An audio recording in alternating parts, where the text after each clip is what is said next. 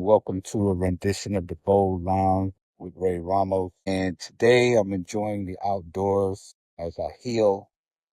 And the word I wanted to share today is paying it forward. Many times when we go through our trials and tribulations in life, and whenever we begin to grow and change and evolve, paying it forward may slip our minds. It may not be intentional, but we become preoccupied with the fact that we made it, that we're beginning to change our outlook on life, become a little bit more evolved, and we don't think about the next person that may be challenged. And so I want my listeners today to be focused on how we pay things forward, how we help the next man or woman or teenager or young adult deal with the challenges of life. I had the pleasure of spending a week here in Pennsylvania at Inspired Sports Camp and speak to young counselors, young male counselors on their experiences and how to deal with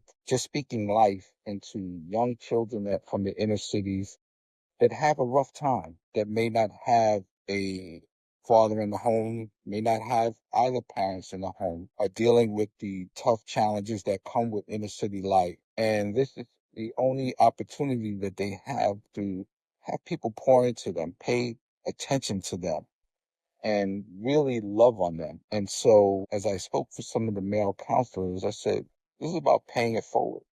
Think about where you were before God got a hold of you. Think about the challenges you had as a young man. Find the scripture that helps you find your way to God and share that with that young individual, because that will go a long way with their evolution and how they look at life. And they may not remember a lot of what happened in this whole week, because a lot does happen. They're canoeing, they're hiking, they're fishing for the first time. They're doing a lot of high adventure and a lot of fun things, things that help them disconnect from the struggle and stresses that they are facing. And they come here for this 1 week of this amazing camp, Inspire Sports Camps, by the way. And if you guys get an opportunity, please look it up.